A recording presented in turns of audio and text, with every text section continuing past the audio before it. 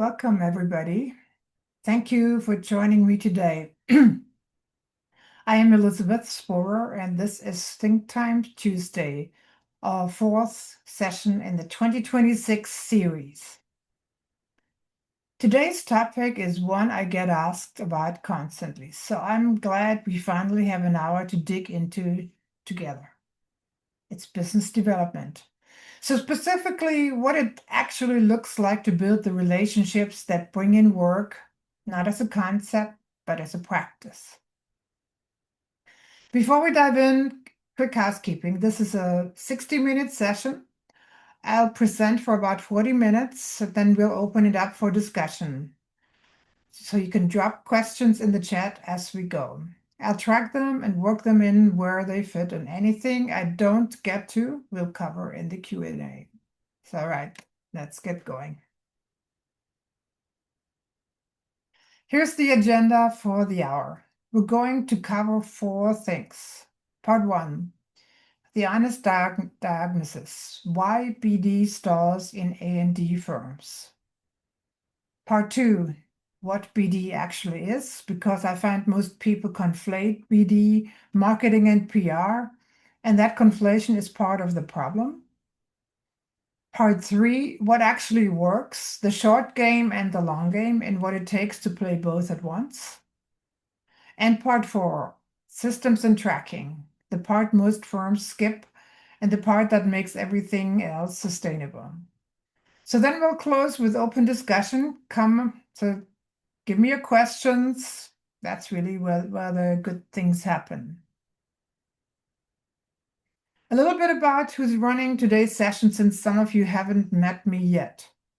I am Elisabeth Sporer. I founded SOARC, a business strategy practice built specifically for A&D firms. Before this, I spent 25 years on the inside of the mid-sized and large A&D practices itself. To name a few, there is EHD, Launi Architects, Sherwood Design Engineers, Studios Architecture, Perkins and Will. And I was running everything from project delivery to bicontinental operations. I am a licensed architect, a certified integral coach, and I have taught professional practice at the California College of the Arts. And I've been working with over 50 clients since I started my business 9 years ago. So I look at these topics from both the practitioner side and the academic side. What that means in practice is that I sit inside firms as a fractional COO, a board advisor, a consultant, and I help them figure out how to run their firms better. Topics are BD, financial management, practice management, leadership transitions, ownership succession, to name a few. So I've seen the inside of a lot of firms across a lot of sizes and markets, and the patterns repeat. So this topic, business development, is one I've spent a lot of time thinking about, not just from the outside, but as someone who has had to build client relationships myself. So this isn't theory, it's what I've seen work and what I've seen not work over a long time. I issue monthly newsletters. You can sign up to them via my address here in the lower corner or the QR code, or you send me an email and I will include you in the list. I share what I'm thinking about, what I encounter working with my clients. Let me start with the thing I say to almost every firm I work with, usually in the first month. Most A&D firms don't have a BD problem. They have a relationship problem, and those are not the same thing. So here's what I mean. Every firm principal I've ever met knows intellectually that the work doesn't find you. They know they have to go get it. And they know relationships matter. They also know they should be more intentional about BD. And most of them are not doing it, or they're doing it in a panic when the pipeline gets thin, and then stopping when it fills back up. So the gap between knowing and doing That's what this session is about, not the concept of BD, the practice of it. Before we go further, I want to read the room for a second. Quick show of hands, drop a number in the chat. Which of these is you? So 1, BD is my primary role. You're a dedicated BD or marketing person. That's your job. 2, BD is part of my role. You're primarily a principal, project lead, or an operation person, but BD is somewhere in the mix of your responsibilities. And 3, BD is not yet your role. You're earlier in your career. You're not client facing yet, but you're here because you want to get there. All right, I'm waiting, and I see the majority of you is a number 2. So you have BD as part of your role a few ones, and like one of you is actually an emerging professional. I appreciate that. So I can see you've got a mix, which is exactly right, because BD looks different depending on where you sit in a firm. And I want this hour to be useful wherever you are situated. So if you're a principal, I'm going to talk about the patterns that stall BD at your level and what it looks like when it works. If you're in an emerging leader role, I'm going to give you something specific you can do before this time next week. And if BD isn't your role yet, but you want it to be, this is your on-ramp.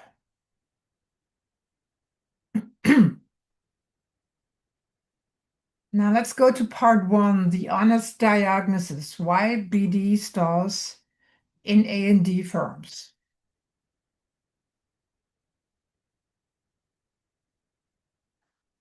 I want to name the patterns that cause BD to break down in A&D firms. Not the reasons firms give in a debrief, like we were too busy or the timing wasn't right, but the structural patterns I see repeat across firms after firm. So there are 5 of them. Pattern 1 is the identity problem. So most people in this industry were trained to believe that good work speaks for itself. If you do excellent work, clients will find you, refer you, come back. And to some extent, that's true. But it creates a belief that pursuing clients is somewhat beneath the work, that BD is transactional or desperate, or a concession that the work isn't good enough. So as a result, BD doesn't get done, or it gets done apologetically, which is almost worse. You can't tell when someone is making a pitch they don't believe in. You can tell, excuse me, when someone is making a pitch they don't believe in. The second pattern is the time problem. So BD competes directly with billable work, and billable work always wins because it has a deadline, a client, and a deliverable. And BD may not have any of these, or it should, at least it should. So BD gets pushed to the bottom of the list week after week until the pipeline dries up and suddenly everyone is doing BD in a panic. You know the pattern. It's feast, famine, panic, feast again. So most firms don't break out of it because they only do BD when they're scared. Pattern number 3, the concentration problem. In most firms, especially smaller ones, client relationships live in 1 or 2 people's heads. There's no system, there's no handoff, no institutional memory. So the relationships, they are real, but they're personal, they are not organizational. When those people are buried in a project, they travel or they are on leave, or eventually even leave the firm, the pipeline goes with them. BD succession is as important as is ownership succession, and almost no one treats it that way. Pattern number 4, the ask problem. This one surprises people, but it's one of the most common patterns I see. Many firm leaders are genuinely good at relationships. They stay in touch, they show up, they're really well liked, they're known in their community. And then they never ask for the work. The relationship is there, the trust is there, and the conversation just never gets to, we'd love to work with you on this. Can we talk about it?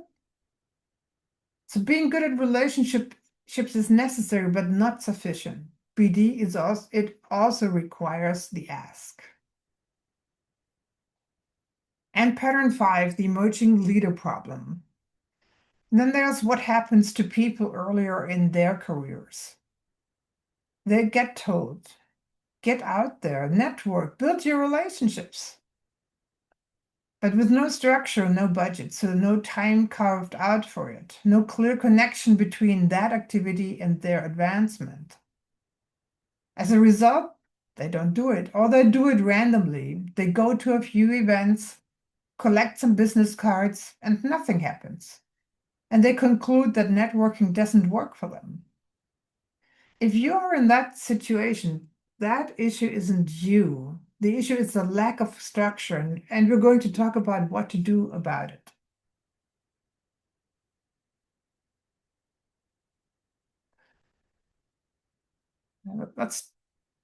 I want to spend a moment on something that comes up almost every time I talk about BD, the introvert objection. I'm not a people person. I hate networking events. Walking up to strangers and making small talk is genuinely painful for me.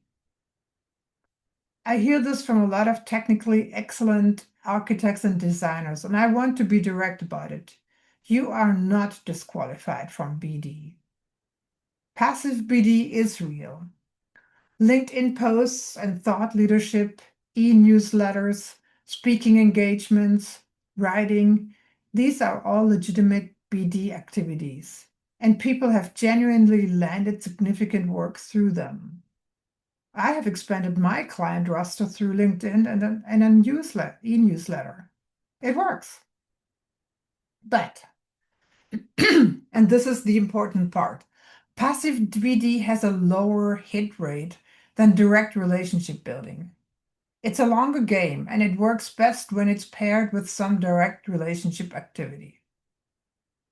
The other thing I'd say is this. You don't have to be in BD mode at all times. Some of the best BD moments I've heard about were completely unplanned. Someone had a conversation on a ferry, stayed curious and present, and that turned into a referral and then a years-long client relationship. You can't engineer serendipity, but you can show up for it. What you cannot do is use "I'm an introvert" as a reason to do nothing. Choose the channel that works for you and do it consistently. So we're getting into part 2. 3 words, what BD actually is. I held an event at the AIA San Francisco's chapter about a year ago, which was well attended. We filled the lecture hall. 4 BD experts were talking about relationship building and business development.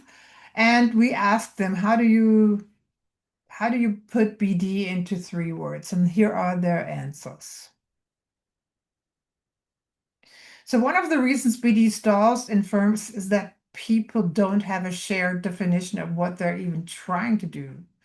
So I'm offering you these 4 definitions, which I've learned from 4 BD experts, and all of them are true. The frame 1 is connecting the dots.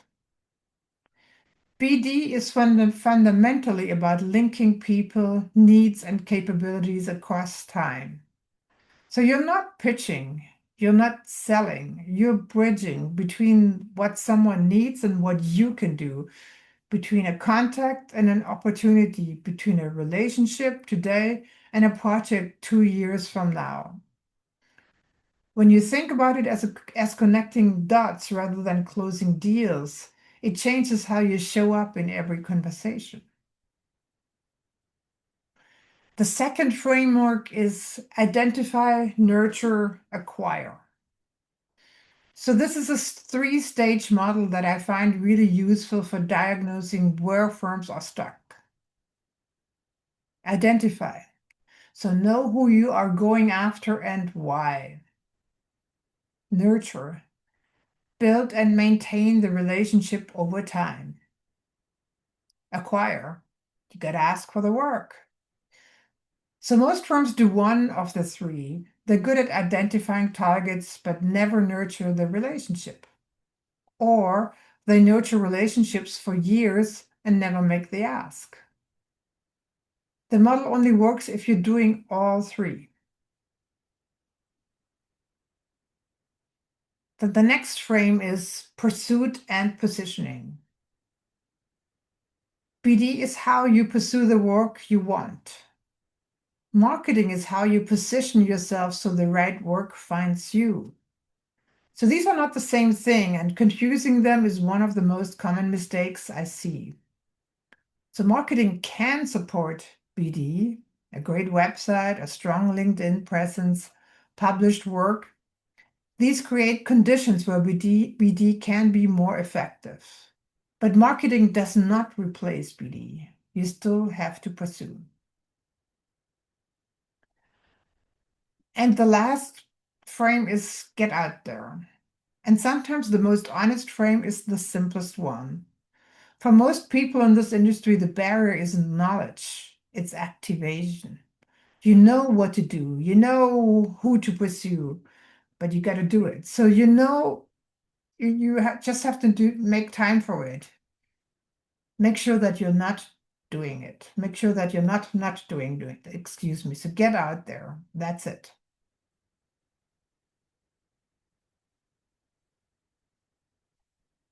So let me make the distinction between BD, marketing, and PR explicit, because I find people use those terms interchangeably, and that confusion causes real problems. So brand strategy is the foundation. It talks about who are you? What do you stand for? How do you want to be perceived? And everything else builds from this. Marketing is how the brand shows up in the world. Your website, your photography, your LinkedIn presence, your publications, your events. It is visibility, it's positioning, it creates conditions for BD to work more effectively. And then there's business development. It's the pursuit of specific relationships and opportunities. It's active, intentional, and personal. It's not something that happens in a content calendar. It happens in a conversation. And the sequence matters. Brand strategy first, then marketing strategy, then BD strategy. Each one supports the business plans. Firms that skip straight to BD without a clear brand often find that their conversations go nowhere because they can't answer the fundamental question of why you, why now, why this firm.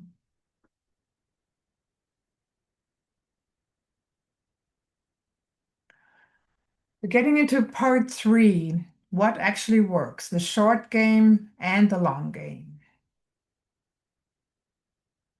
So let's talk tactics. I'm going to start with the short game. What does active pursuit look like in practice? So number 1 is be strategic about targets. You cannot pursue everyone. The firms I've seen do BD well all have one thing in common. They have a working list, not a CRM with 400 contacts. Or they may have that. A working list of 15 to 20 relationships they are actively tending. People they know their work, and they are in a position to hire them or refer them.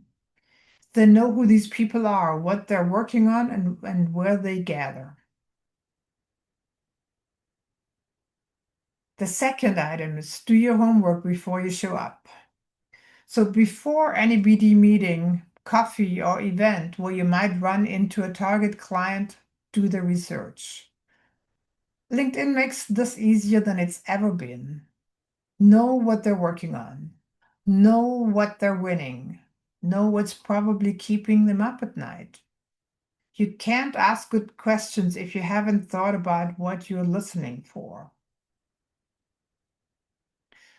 Then number 3, follow up in 24 to 48 hours.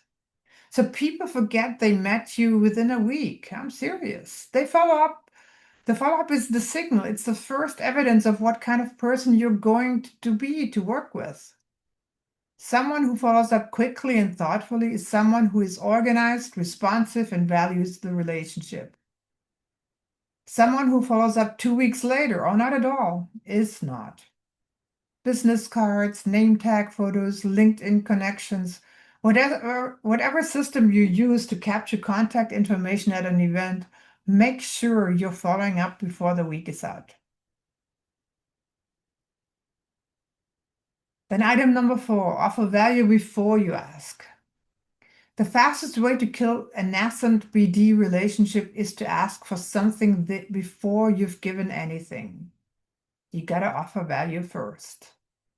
A relevant article, a webinar summary, an introduction to someone they should know. So these are small gestures that cost nothing and they stick. One of the things I heard from a BD practitioner that has stayed with me is people do business with people they like and trust. Like and trust are built through consistent, generous behavior over time. So start there. Then the 5th item, learn to ask good questions. So BD conversations that go nowhere usually fail because one person is talking too much, often the person doing the pursuing. The best BD people I know are the best listeners. They ask good questions, they hear the answer, they ask a follow-up, and they keep a conversation going. So know what you're listening for before you walk in. Practice the question. Bring a mental cheat sheet of the 2 or 3 things you want to learn from this conversation, and then really listen. The 6th item is know what your firm does best. And finally, you have to be able to articulate what makes you different. If you can't answer that question clearly and quickly, why us, for this, now, you become interchangeable. And interchangeable firms compete on price. This is where brand strategy connects directly to BD. If you're not sure what your firm does best, that's the work to do first.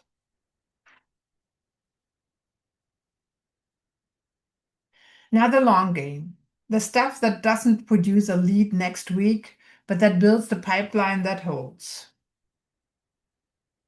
The first item is client retention first. Before you spend $1 or an hour on acquiring new clients, look at your existing ones. Client retention is almost always less expensive than client acquisition. And most existing clients don't know the full scope of what you do. So invite a past client to see a project you're particularly proud of. Send them a relevant article. Have a coffee that isn't about the project. These are the conversations that lead to repeat work and referrals, and they're often the most underinvested part of BD. The second one is stay meaningfully in contact. So not a newsletter blast, a real message, something relevant to what they're working on, or something that reminded you of them. Past clients, collaborators, near misses, people you've worked with who've moved to new organizations. These are all worth maintaining. The people who stay meaningfully in contact are the ones who get the call when something comes up. Not because they were pitching, because they were present. And 3, LinkedIn done consistently. So if you're going to go to do LinkedIn, and I think you should, I'm doing it and it works, do it consistently. 15 minutes at the start of your day. Monday through Friday is enough. Post on Monday or Tuesday for best reach, and make it personal. Personal stories and observations resonate far more than firm news or project announcements. Think of LinkedIn less of a broadcast channel and more as a way to stay visible to people who already know you. Engagement is the signal. Impressions are just noise. The fourth item, the e-newsletter plays the long game. So a high open rate on a newsletter means you have an engaged audience, people who choose to receive it, who open it, who think of you when they see your name. Someone who has been a subscriber for 2 years may be your next client or may refer you to one. The relationship is already warm. That's worth maintaining. And 5, choose your channel wisely. You cannot be everywhere. The firms that do the worst BD are often the ones trying to do everything. Instagram, LinkedIn, events, newsletters, speaking, award submissions, and doing all of it inconsistently. Inconsistent presence is worse than no presence. Pick the 1 or 2 channels that fit your firm and your personality and do them well. And last, the 6th, serendipity is real. I want to end the section with something that sounds squishy, but is actually important. You don't have to be in BD mode at all times. Some of the best client relationships I've heard about started with an accidental seat assignment at a conference or someone overhearing a phone call. You can't engineer serendipity, but you can stay present and curious in all your interactions, not just the ones you've strategically planned. And sometimes that's enough. So here's where most firms fail.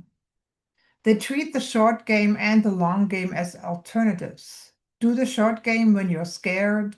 Do the long game when you're flush. That's exactly backward. The short game done well, active pursuit, follow-up, the ask, fills the near-term pipeline. The long game done well, consistent relationship maintenance, visibility, and retention prevents the pipeline from ever going dry in the first place. So you do need both. And most firms only do one at a time based on how scared they are. So how do you hold both at once?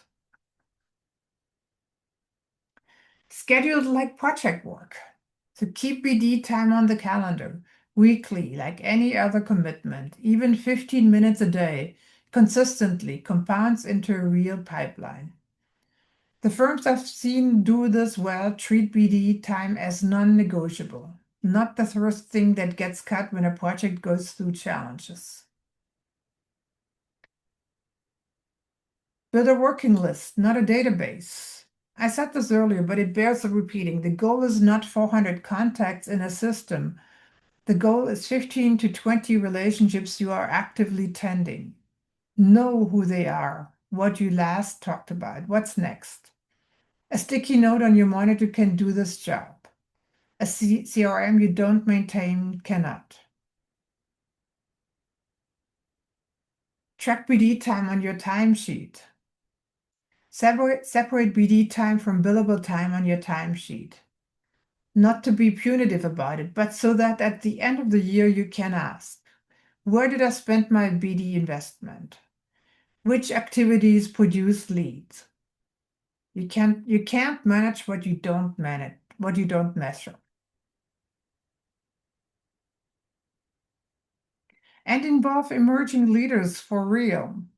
Finally, if you have people in your firm who want to build BD skills, bring them along. Don't just tell them go network, but offer actual involvement. Bring them to a client meeting to observe. Let them write the follow-up email. Give them a chance to build a relationship under your umbrella before they have to do it alone. BD is a skill. It's learned through practice and through watching other people do it. If you're not creating those conditions in your firm, you're not building a BD bench. And when you actually want to step back from client-facing work, That bench is what will carry the firm. All right, we get to the last part, section 4. Systems and tracking, the part most firms skip, and the part that makes everything else sustainable. So let me say this clearly, you do not need a CRM to do BD well. A CRM is a tool. Like any tool, it's only useful if you use it. And I've seen more BD pipelines fail because of an over-engineered CRM that nobody updated than because of the absence of one. So here's the sizing guide. An Excel spreadsheet. For most firms under 20 people, and for many firms larger than that, a spreadsheet is enough. Who you reach out to, when, what you agreed on, what the next action is. Updated weekly, the goal is a system that everyone will actually maintain. A spreadsheet someone uses beats a CRM nobody touches. LinkedIn. Use LinkedIn as a research and visibility tool, not just a social media platform. Before a BD meeting, look up the person, understand their recent activity. After a meeting, connect and send the follow-up there. Self-publish short pieces on topics you know well. So it's a low-stakes way to test ideas and stay visible to people who already know you. An e-newsletter. If you have an e-newsletter with a strong open rate, that's a BD asset. Treat it like one. The people who open it every time are warm relationships, even if you haven't talked to them recently. Then CRM for large firms. When you go to the point where you genuinely need a shared system, like multiple people pursuing BD, a need to track proposals and pursuit history across the team, then a dedicated tool makes sense. Cosentio, Deltek, BQE Core, HubSpot, Monograph, and a handful of others are purpose-built for A&D. But before you buy anything, assign someone to own it. A database no one updates is worse than nothing, because it creates the illusion of a system without the benefit of one. Let's talk about the KPIs that matter a little bit. So one of the most common mistakes in BD tracking is measuring activity instead of outcomes. So I want to be clear about the difference. So the activity metrics, BD hours logged separately from billable time, contacts initiated per week, events attended, proposals submitted. These are useful, but they don't tell you if what you're doing is working. So the outcome metrics, you track the conversion rate. How many of your leads become proposals? And how many proposals become wins? Which relationships generated referrals? And can you trace the revenue back to the originating connection? Why did you lose the pursuit you lost? Can you get that feedback? And what does it tell you?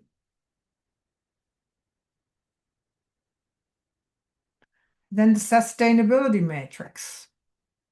And then there's the layer most firms never look at. How concentrated is your revenue? If 3 clients represent 80% of your billings, that's not a BD success story. That's a concentration risk. How long since you last touched each key client relationship? And do your key relationships have a backup, a 1 and a 2, so that when the primary contact retires, the relationship doesn't retire with them? So these are the questions that move BD from a sales activity to a strategic practice.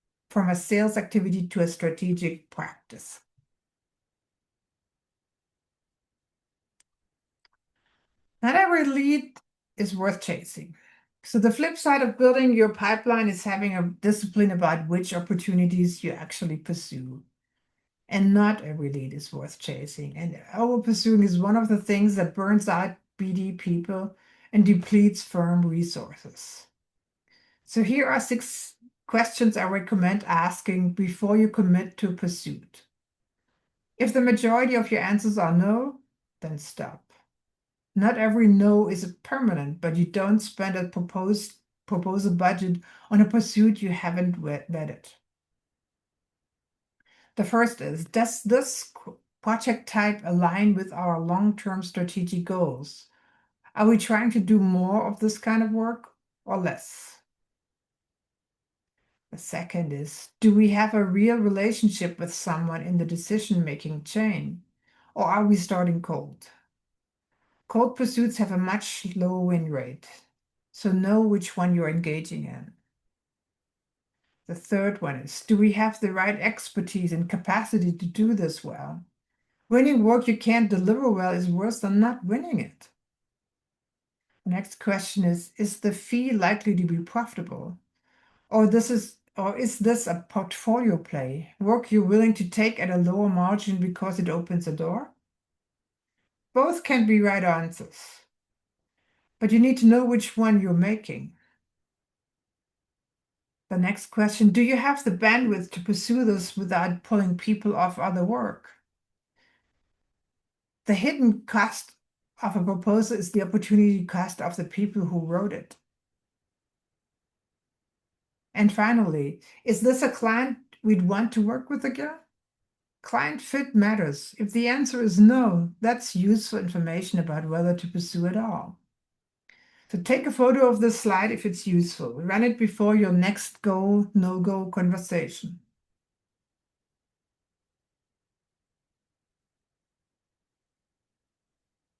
All right, that's the formal content. Now I want to hear from you. I've been watching the chat and I looked also at questions that came up in the whole setup of the program. So one question is, what do you do when a relationship goes cold? Well, a relationship should not go cold to begin with, yes. But if you feel like it's getting cold, you may want to reach out and try to reactivate that relationship. Is it a matter of having lunch, dinner, drinks?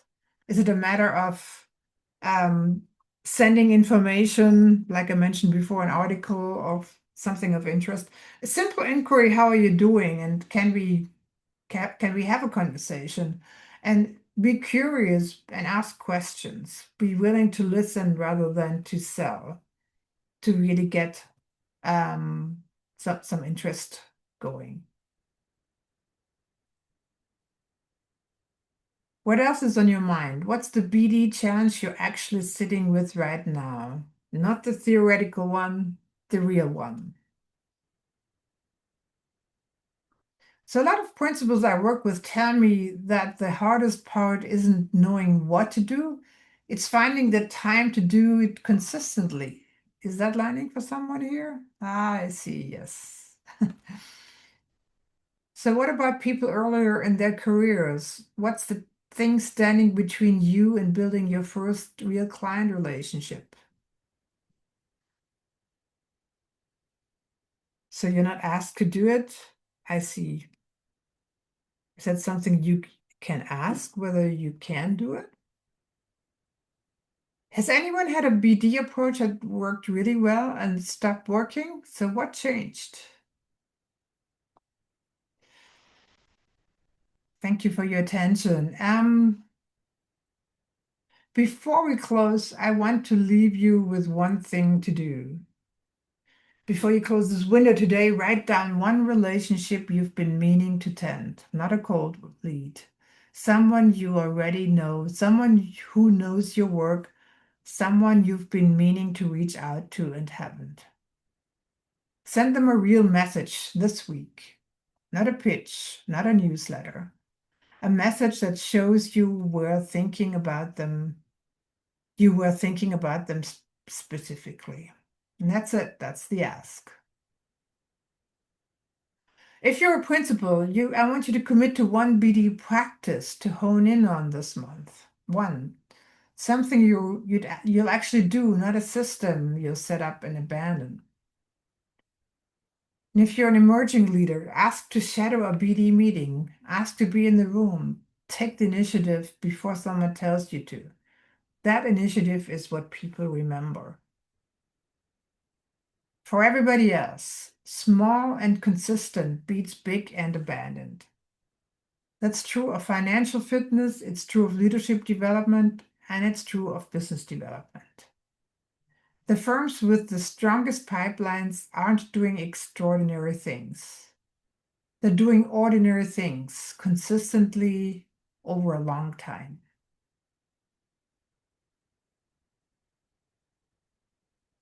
So what's next? A quick look ahead before I let you go.